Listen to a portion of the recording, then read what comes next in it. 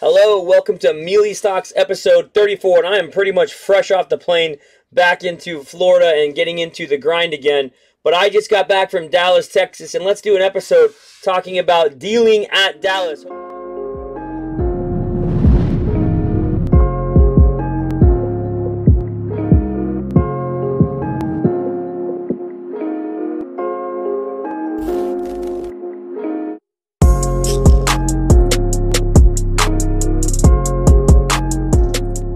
What's up, everybody? Welcome to episode number 34 of Meelypops. My name is Jameel, part of the SlabStox Network. We do these weekly episodes, and thanks for staying with me, because last week we didn't actually put one out, so it's been 2 weeks since we've had an episode. This is kind of the part 2 of me talking about shows, the presence of shows, but more so dealing at shows is going to be what we focus on today.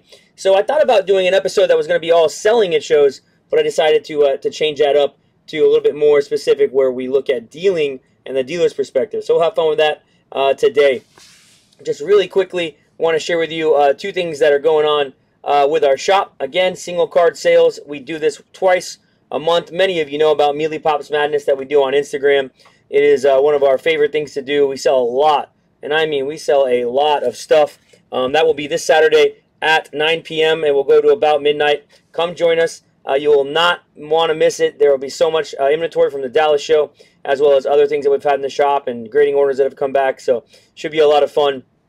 Do not miss that. And then secondarily, bang, there's a funny looking guy, but episode 7 of what we call the Card Shop show on YouTube is our channel that we do for the show. I'm sorry, the channel that we do for the shop, where we put out shows highlighting just some really cool things in the hobby. And this is episode 7. It's going to be a 2-part episode, part 1 and part 2, about the May Dallas Card Show. Hopefully we bring you along and give you a little bit about what we're talking about today, our perspectives as a dealer and the buys and sells, as well as just what goes on in the chaos of Dallas. And you'll enjoy that. I'm sure you also checked out Aaron's vlog. I saw Aaron at the show, and just seeing what him and his dad were doing, it's just really cool. So tune over to the Card Shop show when you get a chance on YouTube. Check out episode 7. Part 1 releases Tuesday night, which is tonight at 9 p.m. Part 2 will be later on, probably Sunday or Monday. Still working on that. Got a lot to do with that one. So really crazy part 2, to be honest. But part 1 also has a lot of wild things that happened as well. So I'll leave you at that. Let's get into today's episode, dealing at Dallas. So first off, I've been dealing at card shows since 2010, fairly seriously. But, at this level, let's call them national type shows. The National in Chicago coming up, which we'll get to here in a little bit. But also the Dallas Card Show, which to me has been almost a pseudo-national, a brother-sister to the National. A little different because it's not as experiential as it is so much about the buy and flip. It's a marketplace, as you guys know. But the Dallas show is really kind of cranked up, you know what I mean? And it's 500 tables or so. I know it's going to be again in July, and then we'll also have the National in July as well. But just an exciting time for me and seeing the card market. I love this kind of world. It's fun for me. I buy and sell cards a lot, in the shop, on our Meelypops Madness single card sales. We do some stuff on eBay, although we've kind of tapered back from that and done more direct sales, and now at card shows, which is just a ton of fun. So let me share with you a little bit about my perspective in dealing in Dallas. So we set up on the setup day, which was on Thursday, and got in there, I don't know, about 2 o'clock, 2:30, 3 o'clock, somewhere in there. Very kind of obscure times to set up, but it worked out. And let me tell you this, you want to talk about chaos. At the same time, you have about, I don't know, a half of the vendors that were there, maybe a third of the vendors. So you have about 150 to 200 vendors trying to set up their booths with their cases, get their badges, being let in about 2:33, and then the general public being let in at about 4:30, but really kind of all over the place. And as we're trying to set up, so many people come in to say hello, trying to buy wax, trying to buy single cards, and it really was chaos this year. I hope they can do a better job of organizing that. I know they're trying their best to put on a really good show, and there's limited manpower. But Thursday was wild. We made a lot of sales on wax. And this was a day that was last Thursday in March. was not like this at all. There was not as many people in that room. There was not as many things happening. So I shared that with you guys because I think that just goes to show the card market is in a very strong place with activity. Now, that activity can mean a lot of things, but there is a lot, and I mean a lot of activity in the card space right now. Maybe there's a lot of people getting out. Maybe there's a lot of people buying up and trying to double down. But it's a lot of activity. And I saw that. I noticed that Thursday. So then I said to my team and myself, Friday's going to be a nightmare. Friday's going to be wild. We're not even really done set up. And I can only imagine what Saturday's going to be like. So giving you some guys' perspective on the setup. And I know I get this question a lot. People ask about cost. And now I know I'm not the typical, but I stayed in a hotel there, rented another room for some of our team members. My father and brother actually came separately to set up, and I had some space for them. And then, of course, providing food and travel for all the people that did come. Our costs really for the show were really at that national level almost $4,000 or $5,000, just that cost. So again, that's money needing to be made to profit to make it worth it. Now, did we do well? Yeah, of course. But I'm just giving you guys an example of that because I know we're a little bit bigger setup and I bring more. But I would say that most people are probably spending $1,000, $2,000, maybe $2,500 to make their booths work and to make everything work for this show. When you tally up all the Ubers, car rentals, if you do that, food, of course, vendor space, all the other things that you have to do, table rentals and case rentals if you're not bringing cases, so if you're flying in. A lot of costs involved in the show.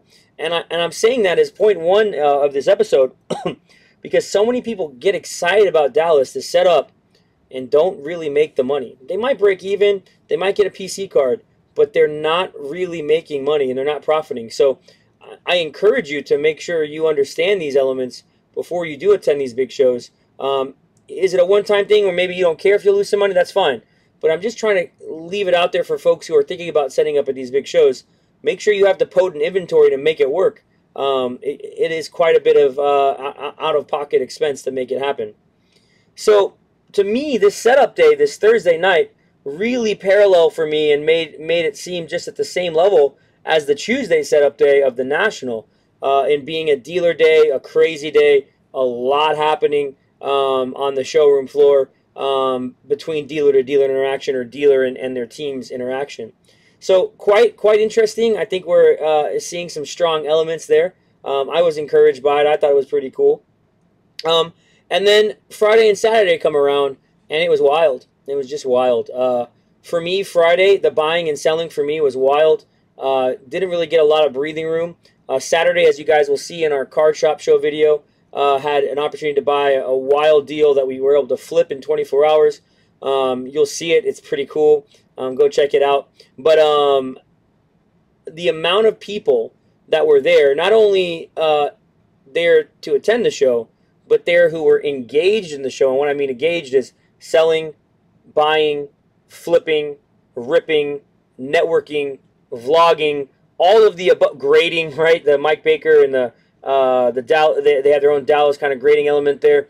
So much happening on the showroom floor as well as after hours in the lobbies. If you haven't got a chance to go check out all these vlogs. We have a vlog where obviously we're posting. I know Aaron, as I mentioned, from SlabStox has put out a vlog. Many other influencers and people in the industry who buy and flip have vlogs out. It's just really cool to see where we're at.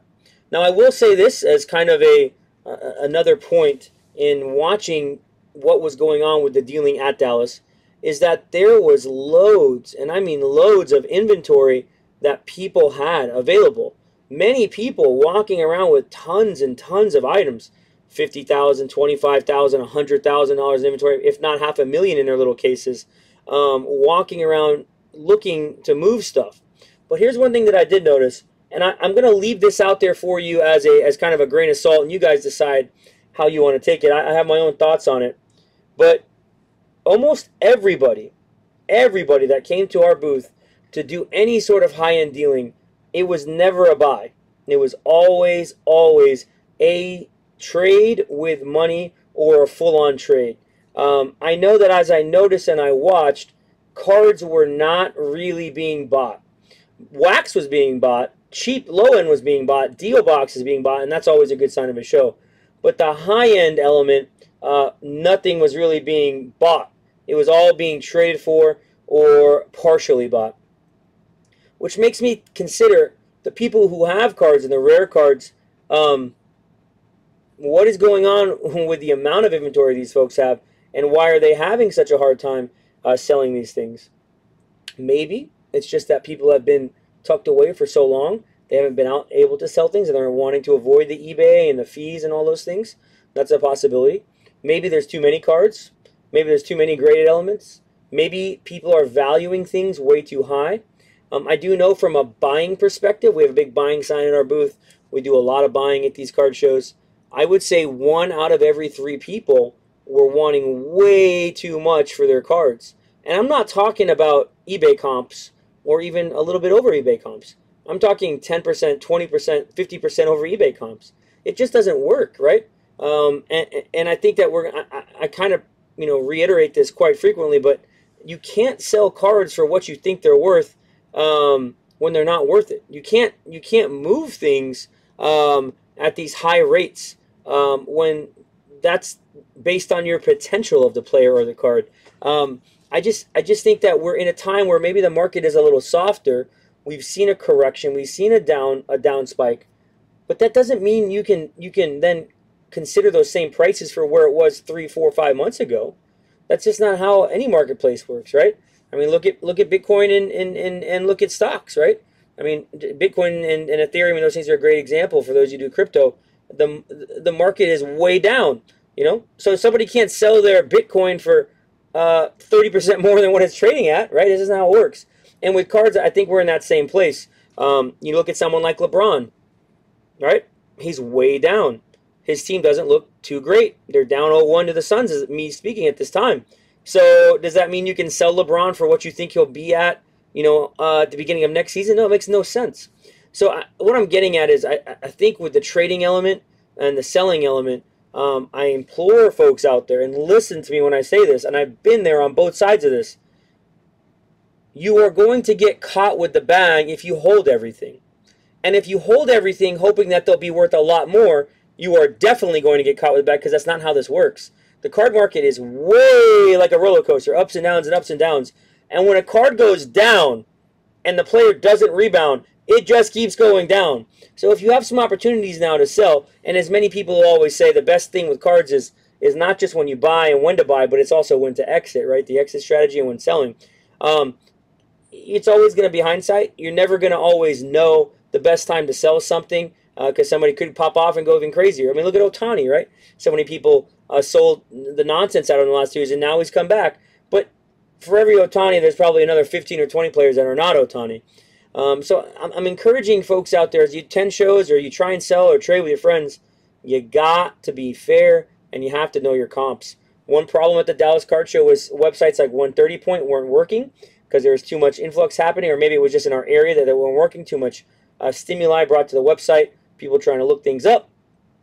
So then people don't know how to sell anything at all because they're so dependent on that. So I think there's a time coming, and maybe if it's not here, it may still be here, it may still be coming, where I say you got to know how to evaluate a card without even looking up a comp. And there's going to be times when, if you want to sell those things, the opportunity and whatnot is only provided at that moment. A good example is trying to sell a card Saturday at the show versus trying to sell a card Sunday at the show. Maybe somebody gave you $100 on Saturday for that card, but you weren't sure because you couldn't find the comp or whatever the reason be. Well, Sunday rolls around, people don't really want to buy it, and now that card's $70 on the showroom floor. So those kind of things, I think, may help people understand the dealer's perspective at Dallas, as when I'm looking and I'm buying and I'm trading with folks, and just how it works. I guess I'll close with this, and I guess this episode's been a little bit of everything from a dealer perspective, and I could talk about this for hours, but I think this is the Dallas show, looking at signs to come specifically for the National, is very strong. If that's what we think the Dallas show looks like in the South, right? What about something a little bit more Midland America, a little bit more where maybe we can get some more different blood and different folks at a show versus the Dallas typicals, which a lot of the Dallas typicals are going to be at the National. But the event that is the year, there is one National, there is only one National, and it is happening. It looks like it's happening in Chicago. So From those of you on the show circuit who do all the shows, a lot of things I think to be excited about. I know for me as a shop owner, I'm excited for that week, and the stuff leading up to that week should be really strong. Should see a lot of attendance. There may be some limitations. Who knows with the state of Illinois yet? And then of course we'll have some drawbacks, but we'll see where it goes. So Dallas, was great. Had a great time dealing at Dallas. There's always going to be hiccups. There's always going to be people that are difficult to deal with.